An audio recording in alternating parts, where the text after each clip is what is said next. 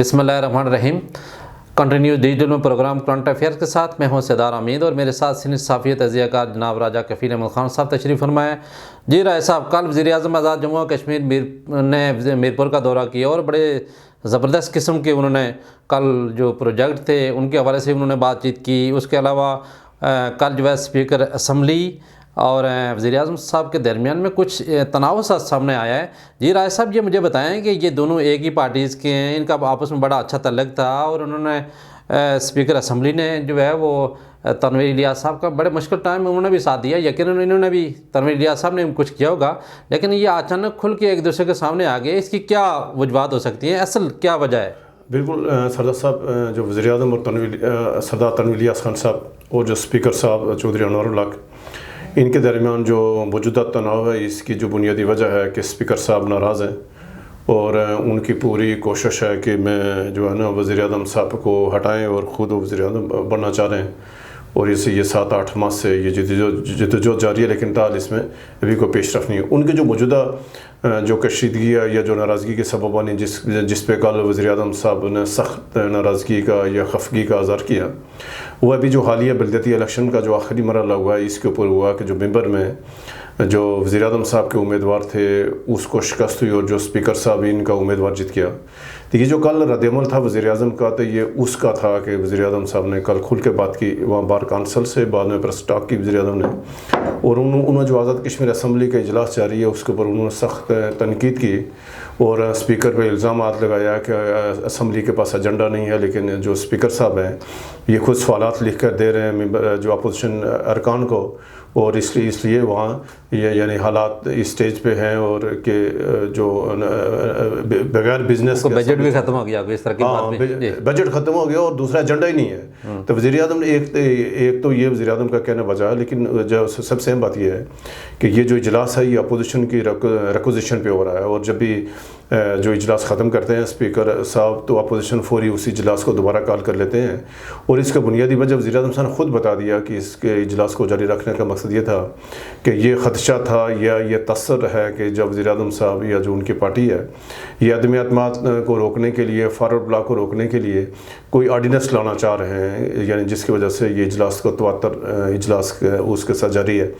लेकिन कल जो बात की वज़ीर-ए-आज़म साहब ने, और उसके बाद ये दोनों यानी जो आला उहदेदारान हैं, सदर और वज़ीर-ए-आज़म हैं, स्पीकर साहब हैं, तीनों जो आला शख्सियात हैं, इनके दरमियान मज़ीद कशीदगी बढ़ेगी। और इससे ये बिल्कुल आपने वजह फरमाया कि एक ही पार्टी के लोग हैं, वज़ीर-ए-आज़म साहब भी PTI के हैं, स्पीकर भी PTI के हैं, सदर साहब भी PTI के हैं।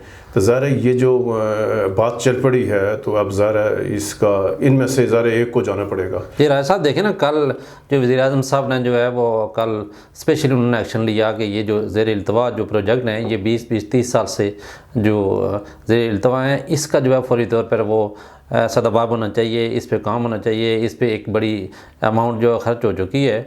तो ये तो बड़ा अच्छा काम है। और बिल्कुल मैं इस आपकी बात से इत्फाक करता हूँ कि कल जो वज़ीर-ए-आज़म साहब, लेकिन बात किया है सरदार साहब कि वज़ीर-ए-आज़म साहब गुफ्तगू बहुत अच्छी करते हैं, ज़रा उनको अबूर भी असल है, और अगर वो इसके ऊपर अमली इक़दाम उठाएँ या जो मनसूबे ज़ेर-ए-इल्तवा हैं, आपको याद होगा कि बाग एक ग्रेटर वाटर सप्लाई स्कीम है, कफलगढ़ वाटर सप्लाई स्कीम है, जो ज़लज़ले के फौरी बाद शुरू हुई थी और ताल उसको 15-16 साल हो गए हैं। इसके पाइप बिछे हुए हैं, जो टैंक बने हुए हैं, सारी जो डिस्ट्रीब्यूशन लाइनें भी हैं, तो सिर्फ वो जो जहाँ से ये पानी लिफ्ट होना है तो वहाँ गलती से जो यानी जो जनरेटर या जो ऊपर जो लिफ्ट करने जो मशीनें ख़रीदी गई तो वो ठीक नहीं थी। यानी चंद करोड़ रुपये का मज़ीद ख़र्चे से 20-25 हज़ार जो आबादी है उसको पानी मिल जाएगा। लेकिन गुज़श्ता 15-16 सालों से जो कफलगढ़ वाटर सप्लाई स्कीम है वो ना चाहे वज़ीर-ए-आज़म का अपना हल्का इंतखाब है, और वज़ीर-ए-आज़म साहब ने इलेक्शन मुहिम के दौरान भी कहा था कि मैं इसकी तहकीकात कराऊँगा, जिन लोगों ने पैसे खाएँ तो ताहाल अभी उनको 10 माह हो गए, तो ना तो तहकीकात शुरू हो सकी, ना ही जो वाटर सप्लाई का फुलगढ़ शुरू हो गए। जी बिल्कुल। एक और सदा साहब जो उन्होंने बात की मीरपुर जो है ना ग्रेटर वाटर सप्लाई स्कीम है, कोटली का है, सहसा की है, रावला कोट की है, और बेशुमार जो सदरती की है, ये वो तमाम मनसूबे हैं जो गुज़श्ता कई सालों से इल्तवा का शिकार है। लेकिन बदकिस्मती क्या है कि इस वक्त जो वज़ीर-ए-आज़म साहब भी हैं या इनसे जो पहले वज़ीर-ए-आज़म साहब हैं, ये ब्यूरोक्रेसी के सामने ये यरगमाल बने हुए हैं। यानी इनके पास इख्तियारात होने के बावजूद ये बेबस हैं। मैं तो ये कहूँगा वज़ीर-ए-आज़म साहब, आपने जो कल मेरे को बात की है बहुत अच्छी बात की है। एक आला सतही आप पार्लियामानी कमेटी बनाएं, एक पार्लियामानी कमेटी बनाएं, एक आला सतही जो टेक्निकल लोगों पर मुश्तमिल है, यानी जिसमें जन पब्लिक हेल्थ के लोग हैं या तामीरात आमा का यानी लोग हैं, या किसी और महकमे के।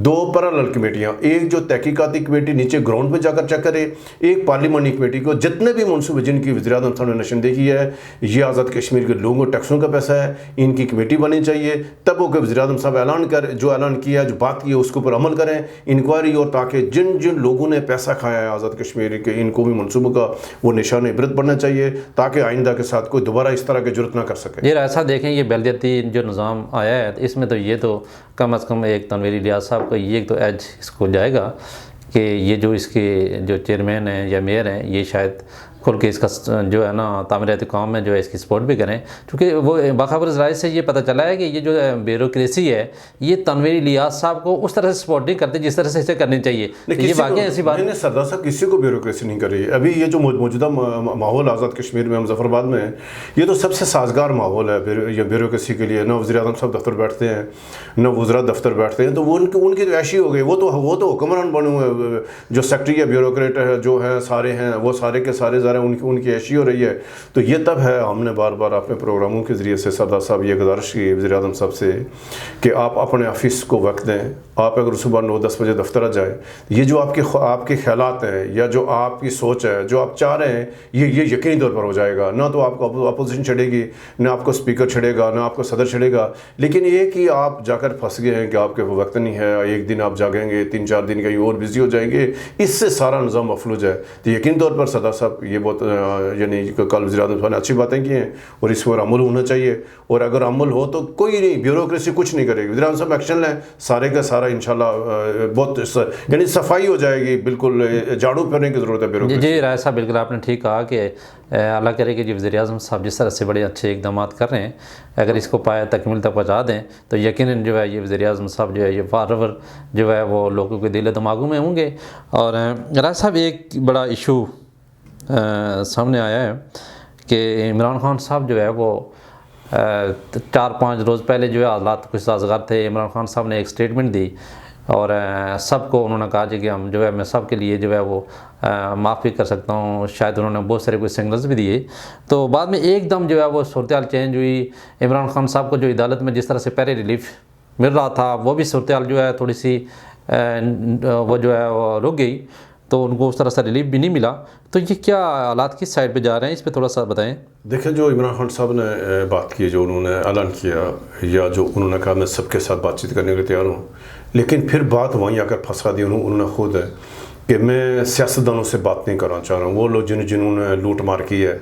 एक तो बात यह, खान साहब 3.5 साल वज़ीर-ए-आज़म रहे। एक जो मफरूज़ों पर जो मबनी उनका बयानिया था कि नवाज शरीफ लूट गया, ज़रदारी लूट गया, फ़लाँ लूट गया, फ़लाँ लूट गया। भाई अगर लूटा था, पैसे पड़े थे, आप क्यों नहीं लाए? सवाल तो ये है ना। अगर आपको किसी ने, अभी तो जो हमारे बड़े बड़े एंकर हैं, जो साफ़ी हैं, वो ये कह रहे हैं कि हमें किसी ने कहा था कि नवाज शरीफ इतने खा गया। बगैर तहकीकी आप क्यों कहते हैं कि फ़लाँ खा गया, फ़लाँ खा गया, जब आपके पास सबूत नहीं? 3.5 साल आप वज़ीर-ए-आज़म रहे और आपके पास सबूत नहीं मिला नवाज शरीफ का। अभी यानी परवेज़ मुशर्रफ ने नवाज शरीफ का एहतसाब किया, उसके बाद बेनज़ीर भुट्टो भी करती रही, फिर उसके अभी जो इमरान खान ने किया। इसके बावजूद वो नहीं साबित कर सके कि इतने बड़े मोटरवे नवाज शरीफ ने बनाए, इतने बड़े हाइडल मनसूबे बने, बिजली के इतने बड़े कारखाने लगे। किसी एक मनसूबे में नवाज शरीफ की करप्शन साबित नहीं हो सकी। जब आप करप्शन साबित नहीं कर सके तो फिर आप क्यों इल्ज़ाम लगा रहे हैं फ़लाँ खा गया, फ़लाँ खा गया? तो इमरान खान साहब को दूसरी तरफ फिर साथ वो ये कर, सबके साथ बातचीत भी कर रहा हूँ, फिर वो ये मुतालबा भी कर रहे हैं कि मैं जो साबिक़ आर्मी चीफ है जनरल बाजवा साहब, मैं उनका कोर्ट मार्शल भी करना चाह रहा हूँ। वो जो मौजूदा आर्मी चीफ कह रहे हैं कि मैं आपके साथ बातचीत भी करूँ। ये पूरी खान साहब की जितनी स्पीच थी वो तजाज़ात पर जो मबनी थी, शायद ख्वाहिश का इज़हार भी किया है। ऐसे ख्वाहिशात पर मबनी नहीं है। अगर खान साहब चाह रहे हैं, हमने बार बार ये कहा, खान साहब के पास एक ही फोरम है, वो है पार्लियामेंट, वो है सियासी क़यादत। अगर खान साहब चाह रहे हैं कि कि फ़ौज सियासत से अलग हो। खान साहब चाह रहे हैं कि अदलिया गैर जानबदार हो, उनको सियासी क़यादत का बैठकर बात करनी पड़ेगी, क्योंकि जब तक सियासी क़यादत नहीं बैठेगी, सियासी क़यादत में तनाव होगा, कशीदगी होगा, इसका फ़ायदा इस्टेब्लिशमेंट उठा रही है, पहले भी उठाती रही है, अब भी उठा रही है, आइंदा भी उठाएगी। तो खान अगर इस्टेब्लिशमेंट का रोल ख़त्म करना चाहता है, आए उपैल करें, सियासी क़यादत के साथ बैठें, हटदर भी ना करें और इलेक्शन के लिए आए बैठ के बात करें, ताकि पूरे मुल्क में एक साथ इलेक्शन हो। और यानी 1-2 माह, यानी पहले मतलब जो उसमें जो पंजाब के पीबे में जो इलेक्शन कराने से कोई फ़र्क नहीं पड़ेगा। आप आए सियासी क़यादत के साथ बैठ के बात करें, एक दिन इलेक्शन हो, ताकि सियासी हालात बेहतरी हो। ये जो सियासी गैर यकीनी है, ये जो सियासी अदम इस्तेकाम है, ये रुक सके। राय साहब, ये अभी PTI की भी ये ख्वाहिश है कि ये जो पंजाब और KPK के जो इलेक्शन है, ये जो है कौमी इलेक्शन के साथ ही होने चाहिए। ये तो आपने बिल्कुल, पहले उन्होंने जो बड़ा फोर्स किया, फिर अचानक जो है वो बैक भी चले गए, ये तो आप बिल्कुल ठीक कह रहे हैं।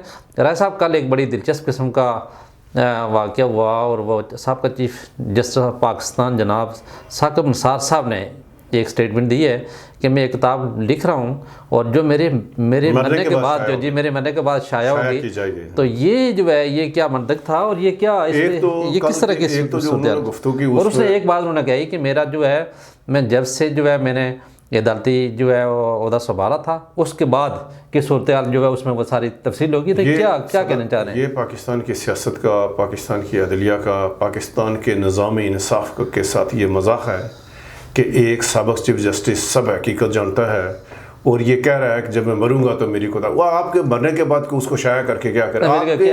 आपके मरने के बाद अगर हकीकत सामने आएगी तो क्या फ़ायदा? मज़ा तब है कि आज आप ये इतराफ़ करें कि चीफ जस्टिस साकिब निसार से ये गलती हुई, आप उन गलतियों की माफ़ी मांगें, जिसके साथ आपने नाइंसाफ़ी की है उससे माफ़ी मांगें, पाकिस्तान की 22 करोड़ आवाम से माफ़ी मांगे, उन तमाम लोगों से माफ़ी मांगें जिनके साथ आपने ज़्यादती की, किसी के कहने पे ज़्यादती की। आप बच जाओगे। अल्लाह की अदालत बहुत खौफनाक है, उस अदालत में एक एक चीज़ का आपने हिसाब देना है। वहाँ कोई ज़रा भर भी चीज़ आप उसको छुपा नहीं सकेंगे। बेहतर साकिब निसार साहब, अपनी कब्र, अपनी आखिरत को ठीक करने के लिए अभी वक्त है। आप सच बोलें, कौम को बताएं कि एज ए चीफ जस्टिस आपने क्या किया, as a supreme high court के चीफ जस्टिस की हैसियत से क्या किया, हाई कोर्ट के जज की हैसियत से जिनके साथ आपने ज़्यादती किया है। आएँ, खुले दिल से आएँ, इतराफ़ करें, अल्लाह आपको माफ़ करेगा। नहीं, राय साहब, उनको किस चीज़ से कोई क्या खतरा है कि ये एकदम उन्होंने कहा कि मेरे मरने के बाद जो है जीने में उनको क्या स्टेटमेंट अगर उनकी आ जाए, उनकी किताब जो है उसकी देखें, सदा साहब के 2-3 जज इतराफ़ कर चुके हैं। जस्टिस शौकत सदीकी साहब के बयानात हैं कि किन लोगों के कहने पर उसने क्या फैसला, उनको फैसले करने कितना दबाव था। तो साकिब निसार साहब अगर आप सच बोले तो पाकिस्तान में इनकलाब बर्पा हो जाएगा, लेकिन वो सच बोलेंगे नहीं, क्योंकि सच की कीमत चुकानी पड़ती है। उसमें सच के लिए दिल चाहिए। और साकिब निसार जैसा शख्स, बुज़दिल आदमी जो किसी के कहने पे इंसाफ करे, पाकिस्तान का सबसे बड़ा मुनसिफ, पाकिस्तान के सबसे बड़े अदालत का सरबरा, अगर वो ये कहे कि मेरे बनने के बाद किताब आएगी और उसमें सच आएगा, तो ये कितने अफसोस की बात। हाँ, बिल्कुल इस तरह की स्टेटमेंट तो उन्हें नहीं आनी चाहिए थी। राय साहब, कल आसफ अली जरदारी साहब ने जो है वो एक स्टेटमेंट दी है कि आइंदा जो इलेक्शन है हम PDM के इत्तेहाद से नहीं बल्कि तीर के निशान से हम लड़ेंगे और उसमें जो है ना बाकी सबसे जो है ना बातचीत भी हो सकती है, लेकिन इमरान खान साहब के साथ जो है बातचीत नहीं हो सकती। तो क्या आप क्या समझते हैं कि अभी जो इत्तेहादी हुकूमत है इनके दरमियान में कुछ दरारें हैं क्या? जो है वो महंगाई जो है वो तेज़ी से बढ़ रही है, इसलिए जो है पीपल्स पार्टी कोशिश कर रही है कि हम थोड़ा सा बैक पे जाएं, या क्या किस तरह से जो है पीपल्स पार्टी अपने आप को बड़ा सेफ तरीके से बुक कर रही है? ये जो जरदारी साहब का बयान है, उनसे पहले परसों बिलावल भुट्टो साहब ने बयान दिया और बिलावल भुट्टो धमकी दी कि अगर सैलाब से मुतासरा जो सिंध है, अगर उसके बारे में उसके हवाले से जो कमिटमेंट की हुई है वफाक ने, वज़ीर-ए-आज़म साहब ने, अगर पूरी नहीं तो हमारी वजारतों में रहने का जवाब दी। उसके फॉलोअप में जरदारी साहब ने कल इंटरव्यू दिया, एक उसका मैंने इंटरव्यू सुना था। लेकिन जो आसफ जरदारी साहब ज़्यादा खुले दिल के आदमी हैं, वो यानी स्टेट आदमी हैं, और उन्होंने जो कहा उनको हकीकत का पता है कि माजी में पाकिस्तान में क्या हुआ, अब क्या हो रहा है और आइंदा क्या होगा। इसलिए वो उनको पता है कि इमरान खान साहब खिलौने हैं, इनको लोग खिला रहे हैं और ज़ाहिर इसकी इनके पीछे कोई और लोग हैं, इसलिए उनका। लेकिन मैं फिर भी ये कहूँगा कि इमरान खान साहब के साथ बातचीत होनी चाहिए। PTI एक हकीकत है, इमरान खान पाकिस्तान की सियासत में एक हकीकत बन चुका है, उसको नज़रअंदाज नहीं किया जा सकता। और जल्द मुमकिन हो मैं ये हुकूमत को ये कहूँगा, हुकूमत की जिम्मेदारी है अभी खान साहब के साथ बात करें, अभी शाह महमूद कुरैशी के साथ बात करें, PTI की लीडरशिप के साथ बात करें। पाकिस्तान में गैर यकीनी सियासी सूरत का ख़ात्मा होना चाहिए ताकि जो हमारी मैशियत बिगड़ रही है, जो हमारे हालात बिगड़ रहे हैं, इनमें कोई बेहतरी, अगर नहीं तो बहुत मुश्किल हो जाएगा। जी राय साहब, बिल्कुल आप ठीक कह रहे हैं कि ये कौमी पाकिस्तान के लिए तमाम हमारी जो लीडरशिप है इन्हें एक पेज में होना चाहिए। बिलखुसूस जो हमारी जो माशियत है जिस साइड पे जा रही है, इस पे तो मैं समझता हूँ कि ये सबको एक पेज पे रह के पाकिस्तान के लिए, अगर पाकिस्तान है तो ये सारी लीडरशिप भी है, और पाकिस्तान नहीं होगा तो कुछ भी नहीं होगा। और दूसरा ये है कि दिवालिया होने की जो सूरत हाल है वो भी जो है फ़र्द के ज़बान पे है, तो अल्लाह करे कि ऐसी सूरत हाल भी ना हो गए। इससे पहले जो है वज़ीर दफ़ा था, उसने शायद एक स्टेटमेंट दी थी, ख्वाजा आसफ़ साहब ने एक बिग स्टेटमेंट भी दी थी। तो बहरहाल अल्लाह करे कि ये सारी चीज़ें जो है आसान तरीके से पाए तकमील तक पहुँचे। नाजरीन, मुझे राजा कफ़ील अहमद ख़ान साहब को इजाज़त दीजिए। अल्लाह नेगहबान।